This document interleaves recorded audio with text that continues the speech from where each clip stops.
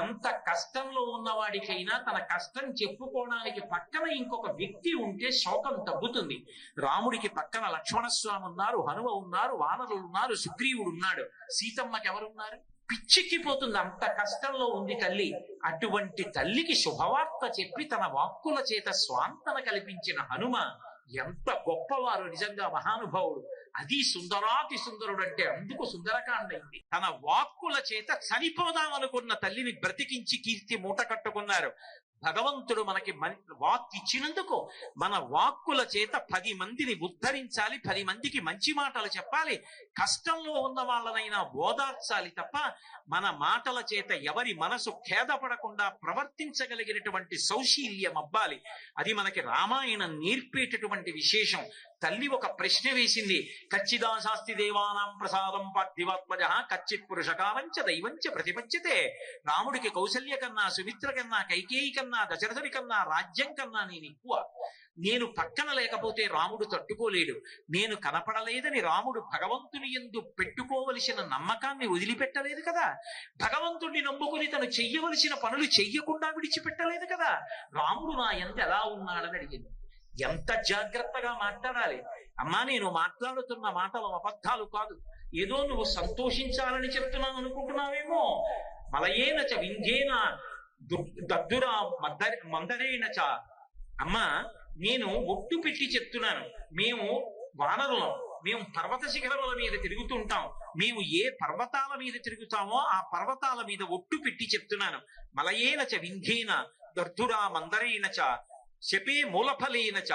అమ్మా, నేను తినేటటువంటి కాయల మీద, నేను తినేటటువంటి పళ్ళ మీద ఒట్టు పెట్టి చెప్తున్నాను. నేను చెప్తున్నది పరమ సత్యం. నిత్యం ధ్యానపరో రామో నిత్యం శోకపరాయణ నైవ దంశాన్న మశకాన్న కీటాన్న సరీసృపాన్. 10 నెలల నుంచి భర్తకి దూరమై కష్టంలో ఉంది. రామాయణంలో కష్టం రాముడిదా సీతమ్మదా అంటే నిజానికి సీతమ్మదే కష్టం. ఎందుచేత అంటే ఎంత కష్టంలో ఉన్నవాడికైనా తన కష్టం చెప్పుకోవడానికి పక్కన ఇంకొక వ్యక్తి ఉంటే శోకం తగ్గుతుంది. రాముడికి పక్కన లక్ష్మణస్వామి ఉన్నారు, హనుమ ఉన్నారు, వానరులు ఉన్నారు, సుగ్రీవుడు ఉన్నాడు. సీతమ్మకి ఎవరున్నారు? పిచ్చిక్కిపోతుంది, అంత కష్టంలో ఉంది తల్లి. అటువంటి తల్లికి శుభవార్త చెప్పి తన వాక్కుల చేత స్వాంతన కల్పించిన హనుమ ఎంత గొప్పవారు, నిజంగా మహానుభావుడు. అది సుందరాతి సుందరుడు అంటే అందుకు సుందరకాండ అయింది. కాబట్టి ఆయన ఆమెకి నమ్మకం కల్పిస్తున్నారమ్మా, నేను అబద్ధం చెప్పట్లేదు. అమ్మా, నీ మీద భర్త ఎంత ప్రేమతో ఉన్నాడోనమ్మా, నిన్నే తలుచుకుంటున్నాడమ్మా. ఆ మాటలు భార్యకి ఎంత సంతోషాన్ని ఇస్తాయి. అమ్మా, నిత్యం ధ్యానపరో రామో నిత్యం శోకపరాయణ నైవ దంశాన్న వశకాన్న కీటాన్న సరీసృపాన్. రాముడు పర్వత గుహలలో పడుకుని ఎప్పుడు సీతా సీతా సీతా అని నిన్నే ధ్యానం చేస్తూ ఉంటాడు. ఒంటి మీద పావులు పాకినా, విషక్రిములు పాకినా, దోమలు ఈగలు కరుస్తున్నా రాముడికి స్పర్శ ఉండదమ్మా. నీ గురించి ఆలోచిస్తాడమ్మా.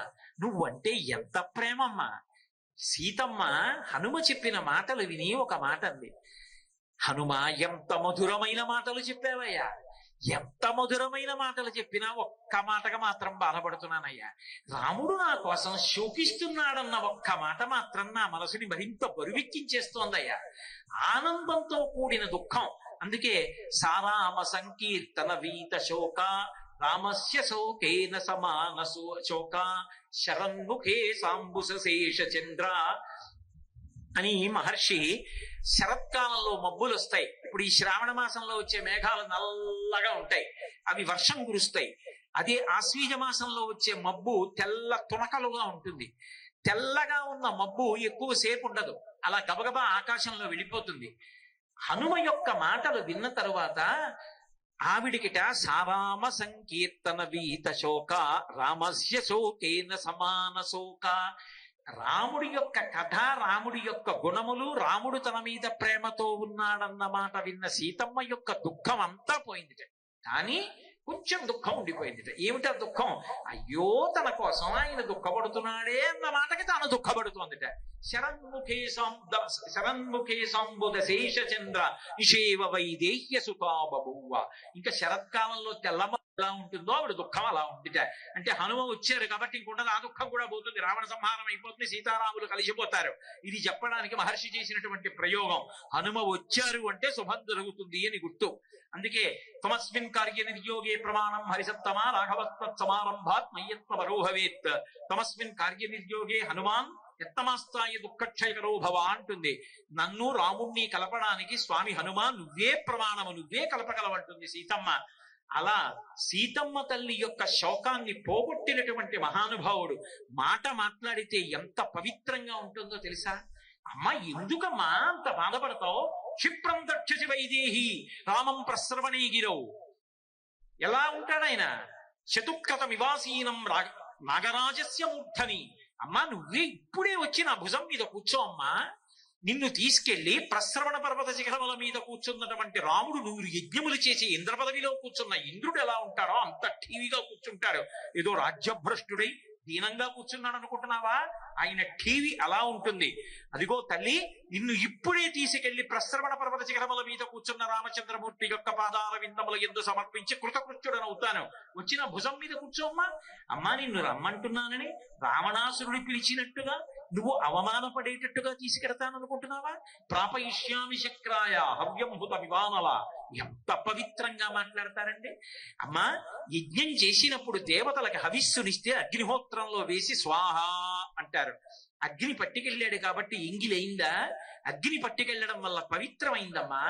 యజ్ఞంలో హవిస్సుని దేవతలకి అగ్ని ఎంత పవిత్రంగా తీసుకెడతాడో అమ్మా అంత పవిత్రంగా తీసుకెడతానమ్మా, నా భుజం మీద కూర్చో.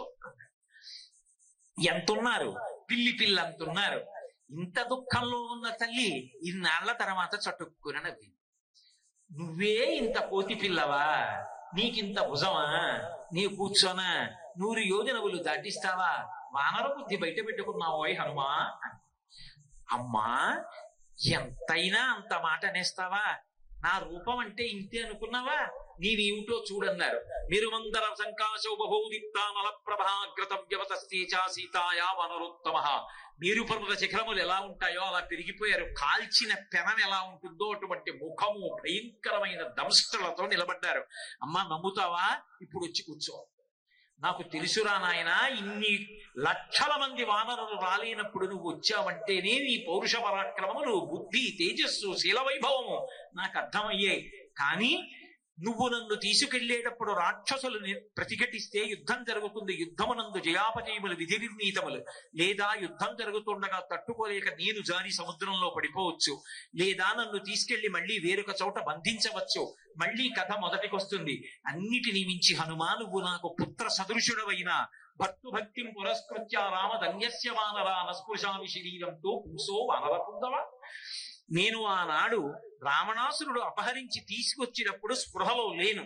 పైగా రక్షించవలసిన భర్త దూరంగా ఉండగా దుర్మార్గుడు అపహరించి తీసుకొచ్చాడు కాబట్టి ఇక్కడికి చేరుకున్నాను. కానీ నా అంత నేను స్పృహలో ఉండగా ఎంత కొడుకు వంటి వాడవైనా నీ భుజం మీద కూర్చుని స్పృశించి రాను. ఆయన అన్నారు, అమ్మా యుక్త రూపం స్వయాదేవి భాషితం శుభదర్శనం సదృశం స్త్రీస్వరూపచ్చ స్వాధ్వీ వినయస్యచ. అమ్మా లోకంలో కష్టంలో ఉన్న స్త్రీని నిన్ను తీసుకెళ్లి దింపేస్తానంటే వస్తుందమ్మా. నీ భర్త గౌరవం నిలబడాలని. రాముడు లేనప్పుడు రావణుడు అపహరించాడు, రావణుడు లేనప్పుడు రాముడు అపహరించాడు, ఏమి తేడా రామరావణులకు అంటారని రాముడే రావాలి, యుద్ధం చెయ్యాలి, రాక్షసుల్ని మట్టు పెట్టాలి, రావణ సంహారం చెయ్యాలి, నన్ను తీసుకెళ్లాలంటున్నావా? అమ్మా ఏమి శీల వైభవం అమ్మా అని నమస్కారం చేశారు. యుక్త రూపం స్వయాదేవి భాషితం శుభదర్శనం సదృశం స్త్రీస్వరూపస్య సాధ్వీ వినయస్య చ. నీ వంటి మహాపతివ్రత ఎక్కడుంటుందమ్మా అన్నారు తల్లిని.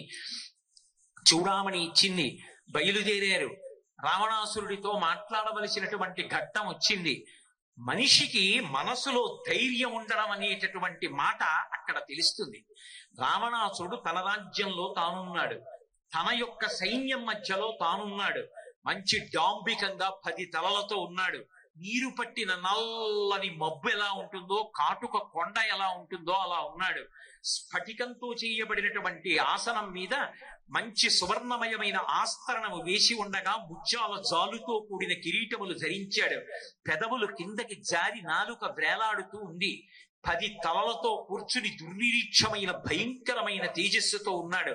స్వామి హనుమ చూశారు. అహో రూప మహోధైర్య మహోసత్వ మహోద్యుతి అహో రక్షస రాజస్య సర్వలక్షణ యుక్తత అంటారు. ఎంత తేజస్సు! వాడి రోమ కూపములలోంచి కొడుతోందే బయటికి తేజస్సు. వీడి ఎందు ఈ దుర్మార్గమైన బుద్ధి లేకపోతే 3 లోకములు పరిపాలించడానికి సమర్థుడు కదా.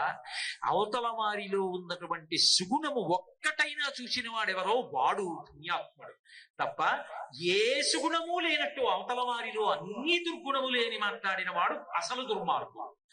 అది హనుమ యొక్క గొప్పతనం.